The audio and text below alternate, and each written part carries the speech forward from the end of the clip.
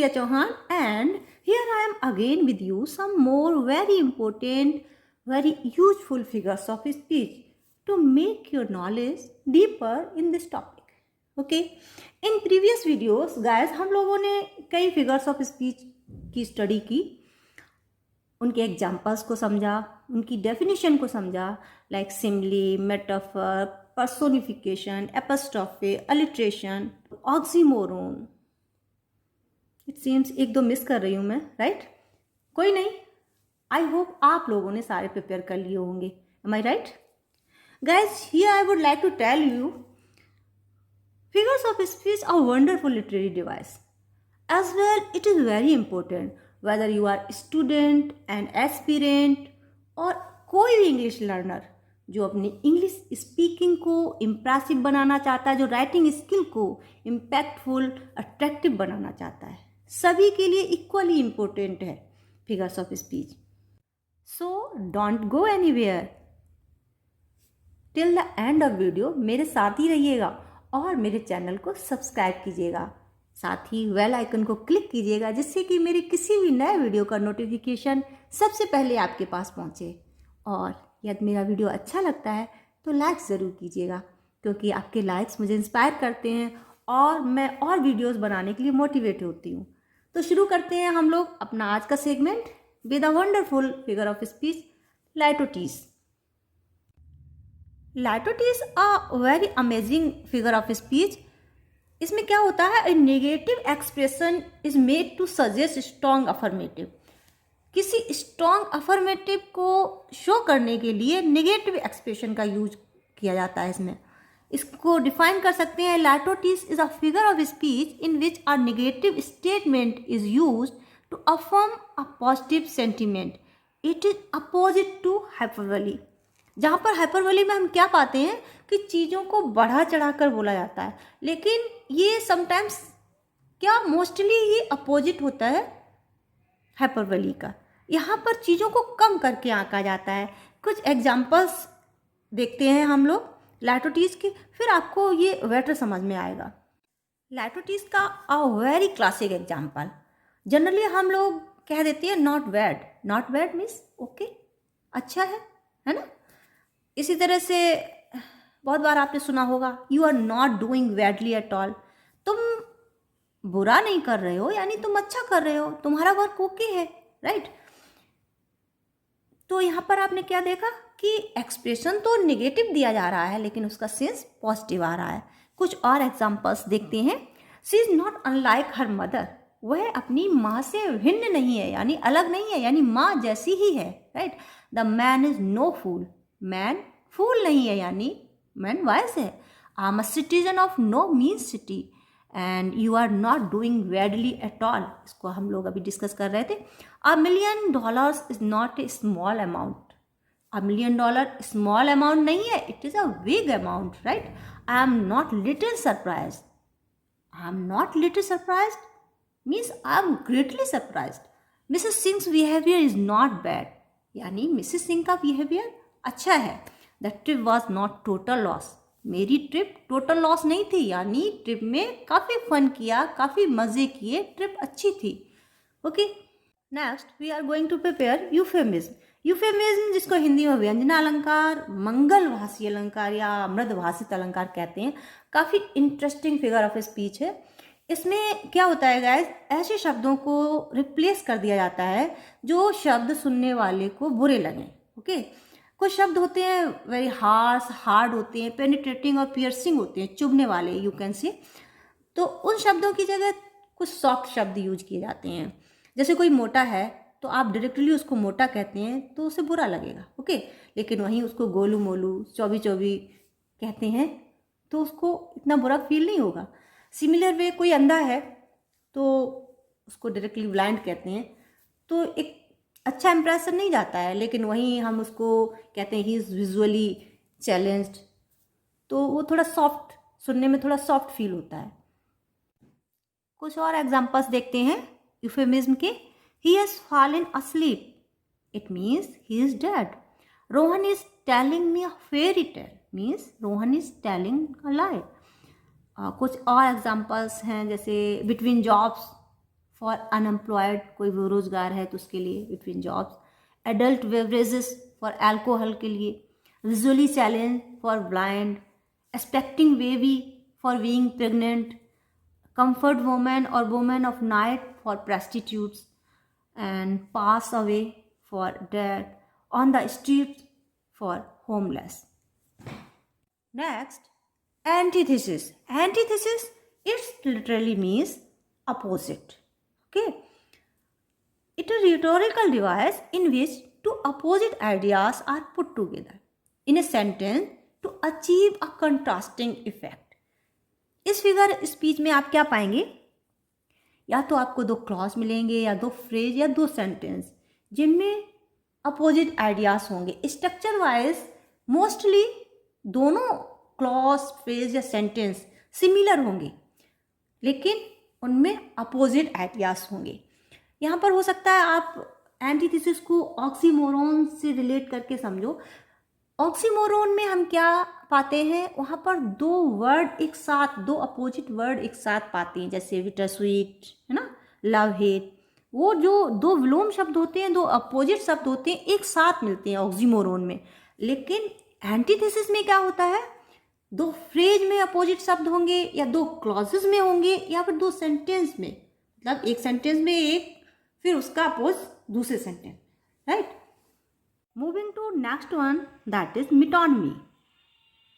मिटोनमी, जिसको हिंदी में लक्षण अलंकार कहा जाता है, actually guys it is just substitution of name. Okay, it means we don't use proper word in it, but in place of proper word we use closely associated word और linked word.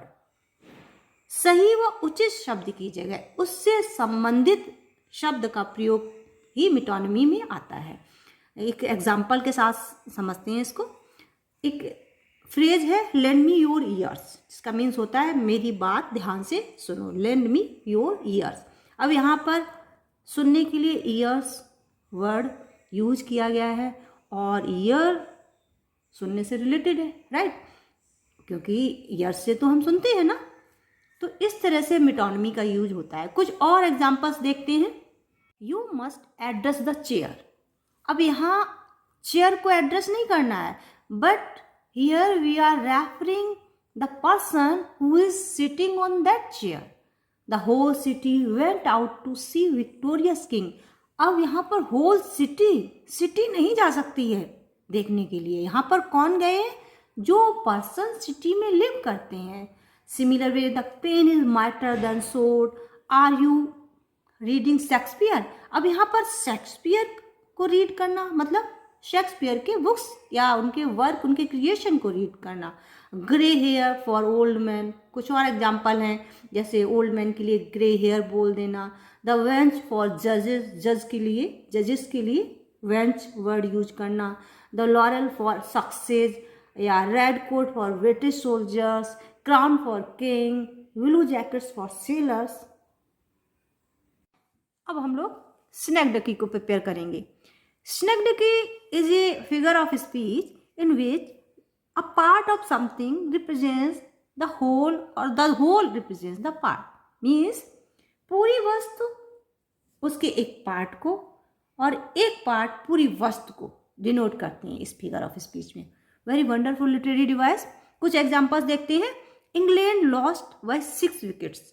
अब यहाँ पर England ने loss नहीं किया, England का part है एक इंग्लिश क्रिकेट टीम, उसने गेम को लॉस्ट किया 6 विकेट से। Give us this day our daily bread. अब डेली ब्रेड का मीन्स यहाँ पर फूड से है, जो कि ब्रेड फूड का एक पार्ट होता है। Check out my new wheels. अब न्यू व्हील यहाँ मीन्स है न्यू कार, ओके, और व्हील कार के पार्ट होते हैं। मैनी टाइम्स क्या होता है गाइज, स्नैगडकी और मिटोनमी में कंफ्यूजन हो जाता है।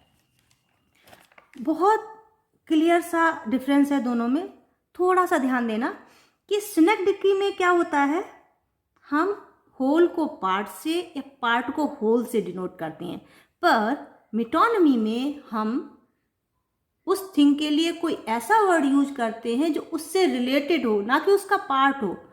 वो उसका पार्ट नहीं होता है, उससे रिलेटेड होता है। एक एग्जाम्पल देखते हैं। For example, using the crown to refer the king, है ना। क्राउन के लिए हम किंग और किंग के लिए क्राउन यूज करते हैं। For example, when we use the crown to refer a king who wear it. Okay, so crown related to a king, but it is not part or whole of a king. जो crown होता है वो king से related तो होता है, लेकिन वो उसका पार्ट नहीं होता है। स्नेकडकी के कुछ और एग्जाम्पल्स देखते हैं। Boots on ground refers to soldiers, new wheels refers to new car, ask for her hand refers to asking a woman to marry, plastic can refers to credit cards, बहुत बार क्रेडिट कार्ड्स के लिए plastic use कर लेते हैं word. White house refers to United State of America. Next, very interesting figure of speech, pun, जिसको थोड़ा हम हिंदी के श्लेष अलंकार की तरह समझ लेते हैं, पर डिफरेंस ये है कि पन इज जोक। पन एक तरह का जोक, मोस्टली जोक होता है that make a play on words. लेकिन श्लेष अलंकार में हिंदी में इस तरह से नहीं कि जहाँ पर श्लेष अलंकार होगा तो वहाँ ऑलवेज ह्यूमर क्रिएट होगा या ल्यूडिक्रस होगा, ऐसा श्लेष अलंकार में हम नहीं पाते हैं। लेकिन पन के लिए एक वर्ड और यूज करते हैं, pun is fun. Okay, it is just play on words. We can define pun like pun is consist of a play on the various meanings of a word. Its effect is often ludicrous. It always creates a humor in sentences. Okay. कभी कभी gas क्या होता है, गैर इरादतन कभी कभी पन बन जाता है, तो ऐसे में यूज़ करते हैं, एक सेंटेंस कहते हैं नो पन इंटेंटेड या एक्सक्यूज द पन, यानी कहते हैं ना सॉरी मेरा ऐसा कहने का इरादा नहीं था। ये तो शब्दों का खेल हो गया कि इसका मीनिंग ये भी निकल रहा है, मेरा मीन ये था लेकिन ये इसका मीनिंग ये भी निकल रहा है। पन के कुछ इंटरेस्टिंग से एग्जांपल्स देखते हैं। How do turtles talk to each other? By using shell phones. अब शेल होता है ना टर्टल्स में, और शेल फोन्स भी होता है, यानी एक सिमिलर साउंड से यहाँ पे पन क्रिएट होता है। कभी कभी सिमिलर साउंड से फोन से पन क्रिएट होता है, कभी एक ही वर्ड के कई मीनिंग निकल के पन क्रिएट होता है।